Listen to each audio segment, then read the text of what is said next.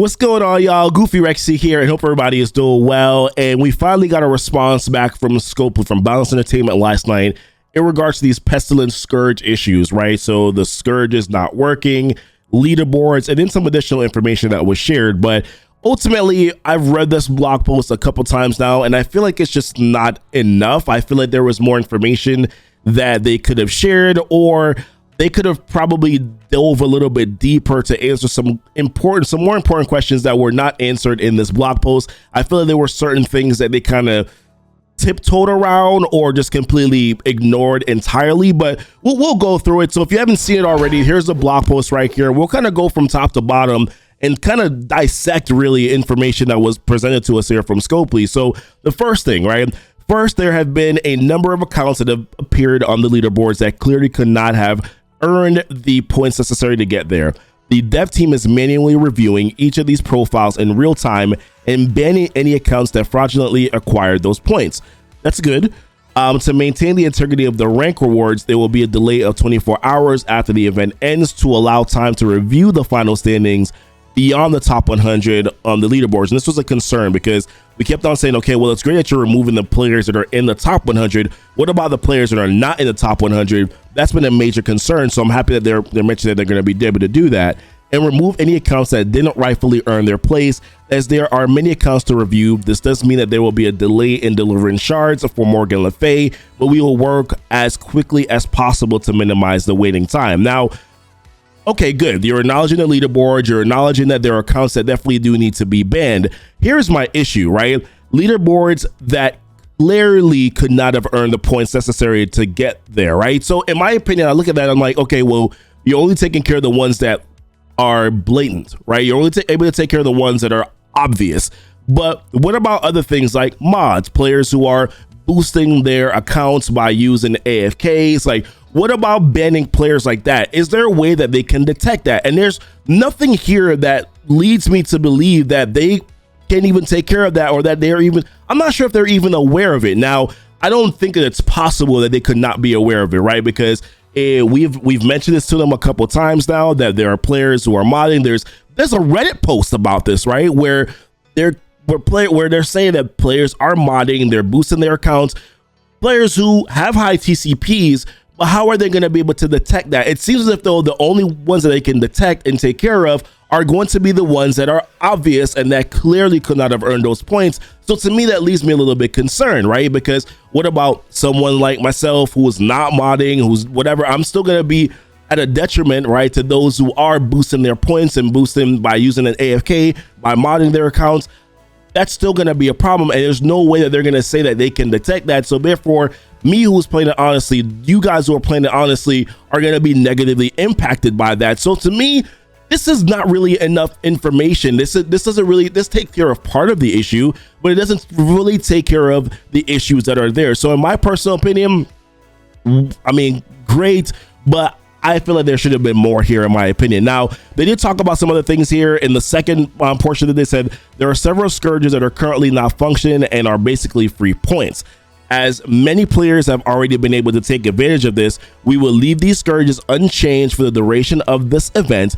This functionality of the scourges will be fixed for the next scourge event. So they went out and they labeled all of them here. So there's 5 of them in total, right? So there's Dark Resolve 1, Dark Resolve 2, Vile Rally, Poison Energy, and then Back in the Fight. So there's 5 of these scourges in total that are currently right now giving you extra points, but they're not actually negatively impacting your run. So for me personally, I'm going to give them kudos for this, right? Because they're, number one, they're acknowledging that it's broken.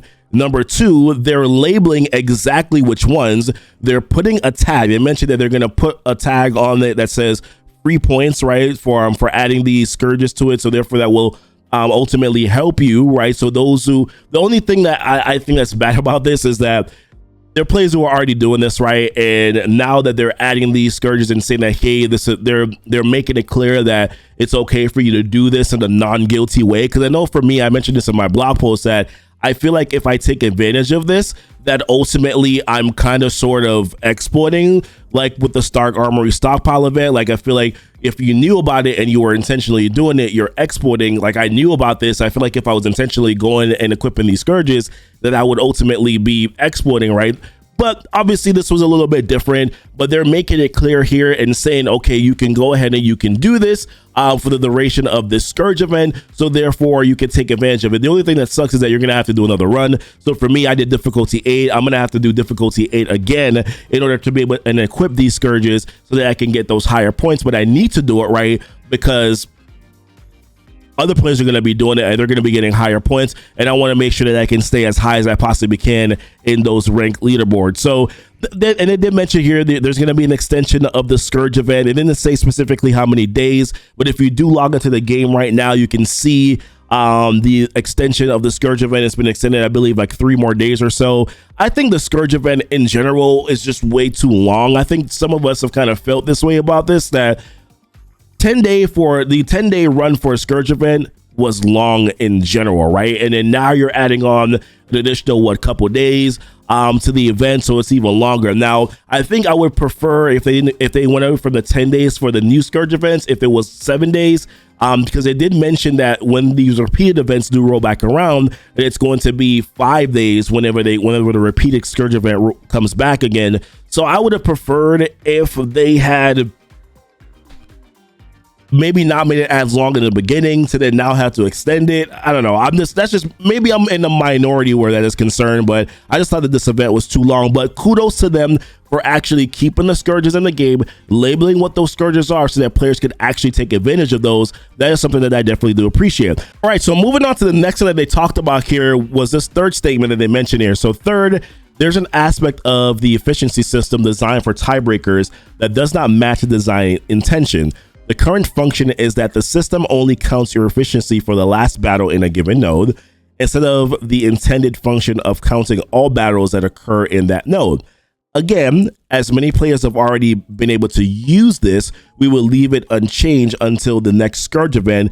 Keep in mind that this only affects tiebreaker scores and adds a small amount of points to the total. So, this actually just made me kind of curious when they mentioned this, because I thought about it. So I was like, I know that I restarted node 5 and node 10 multiple times, right? Like I started that probably over 10 times each, especially node 5, because you want to make sure that you get the right RNG to be able to keep all of your web warriors intact, so that when you go into node 10 that you can sack Dark Hunters in node 10 and then come in and finish up with your decently strong, healthy web warriors in node 10. So but one of the things that I thought was like, I know I restarted these nodes multiple times, but at the end, I still ended up with a higher score than what the projected score was, right? So I was curious. I'm like, how is it possible, considering that I restarted these nodes multiple times? Well, now we do definitely have our answer for that. Now, one of the other issues that this kind of brought up something else that I thought about here,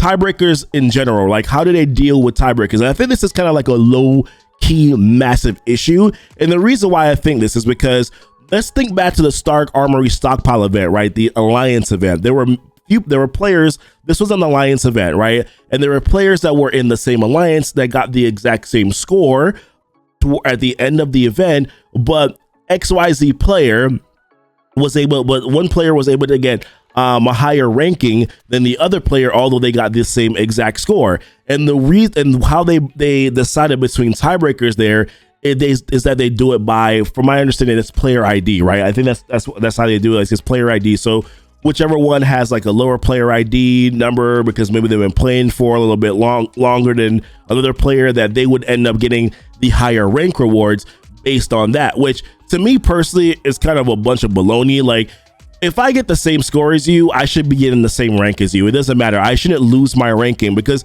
here's a big issue for me. Like, what if I am 4,999, right? Like in terms of a player, right? But I have the same score as somebody that has 5,003. So now I'm going to get a higher rank reward than the person that's at 5,003 because I have a lower PID number. Like, that doesn't make any sense at all. So in my opinion, this is some kind of an issue, and I'm looking at the leaderboards right now, and I'm like, you can see that there's a lot of players who have the same exact score, but one person has a higher ranking. And if that's how they're going to continue to do these tiebreakers when it comes to scores, That to me is going to be a major issue and largely kind of unfair to someone else that's putting in just as much work as somebody else, but they're gaining less of a rank, which is the reason why leaderboards in general in this game are kind of just hogwash and crap to me, because there's just it's not an ironed out system. They clearly haven't figured it out, and they're continuing to push it, and it's just creating this massive issue that they definitely need to pay attention to here. But they talked about some other things, and finally here they talked about the ICU Scourge, how they kind of clarified some text on that, the interaction with characters that go into stealth. They mentioned Spider-Man Miles here, where the ICU is not affecting Miles because he actually goes into stealth on spawn. The ICU is supposed to activate when somebody gains stealth in battle, so they were clarifying that there with that one. But this statement right here was, to me, probably really telling, right? This is probably the most telling statement of the entire thing. It says, "Please pardon our dust on this first iteration of the Scourge event, and we'll be sending out some general compensation in the near future to all players eligible to participate in the Scourge event as an appreciation for your patience while we work out these kinks." Now, the reason why this is so telling to me, it's clearly tells me that they were not ready to release this event. It's clear that they were not ready to release this event. They rushed this event, in my opinion. They forced and basically essentially forced us to be their QA again, to notice. Realize this, right? We've been sending them screenshots and pictures of players in the top 100 who have been exploiting the leaderboards.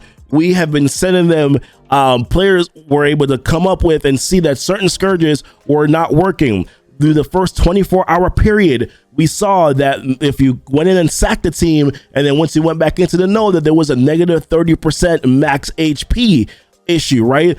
We were essentially forced to be their QA again. They were not prepared to release this event, and they did it anyways. And then this is the result that you get. They should have waited. And I always thought that this event was something that was rushed because they did not. Agatha's event's still not even live, right? I've never seen in this game before. Maybe I haven't been playing it that long, but I've never seen it in this game before where they have released the legendary character before releasing the full legendary team. I have never seen that before, which is all the more reason why I believe that this event to me was a rushed event, something that they should have waited on. They didn't fix the leaderboards. They hadn't final fix for that yet. Right now, what they're doing to me is very reactionary. It's not proactive by any means. And they should have already had this issue processed and figured out before this event started, instead of having to manually go in. Now you're delaying an event 24 hours before players are able to get their shards, because you still didn't have a proper system in place that will prevent players from being able to AFK, being able to mod, being able to hack. You never figured this out. And then you made last minute decisions that kind of screwed up your player base. In my opinion, this is what they should have just said in this blog post. Hey, we effed up. We were unprepared. We didn't have a fix for this. We made last minute decisions, right, that we thought would be helpful, but didn't think it through, i.e. difficulty 4 and difficulty 5, the changes that they made to those kind of screwed some earlier players from actually being able to get necessary points that they need to actually be able to unlock Morgan Le Fay. And at the end, we kind of look like asshats. That's essentially, in my opinion, what's going on with Balance Entertainment right now. They clearly screwed this up. To me, this blog post is not enough. It doesn't really change my opinion and my thoughts on the event. They should go to a point-based system. Screw the leaderboards. It's not working. You should stop rushing out events because you're trying to push this FOMO thing with players. It's clearly, you think it's giving you more sales, and maybe it is. I don't know. But at the same time, you're really upsetting a lot of your player base, who's basically said, I've heard from players right now who just basically like, yo, I don't even really care. Like, they're moving to apathy right now, where it's like, hey, I get what I get with Morgan Le Fay. It doesn't matter. Oh, XYZ characters coming out. Okay, yeah, I'm not going to spend money on them. I'm sorry. I'm tired of chasing this $50 price tag on characters. I'm just going to unlock them. Maybe I'll spend $20 and then I'll unlock them whichever way that they come out. Whatever, we'll deal with it from there. But I'm not chasing this anymore. And a lot of that is being created. And ultimately, you're kind of pushing your players to that sort of feeling. And you should realize that things like this is the reason why that is happening. But these are my thoughts, guys. What are your thoughts on you know, this blog post, is it enough for you? For me personally, it's not enough. I feel like they really should have been a little bit more, they should have been a little bit more careful with the leaderboards and saying that, and figuring out how they're going to fix the AFK situation. They should have really kind of just been a little bit more upfront about the fact that they rushed this event. They should have made sure that, to me, I look at the Scourge thing as, you should have just checked your work. You should just check your work, guys. But for me, these are my thoughts. Let me know what your guys' thoughts are. Leave in the comments. Until next time, guys, y'all be blessed. Y'all be safe. Bye.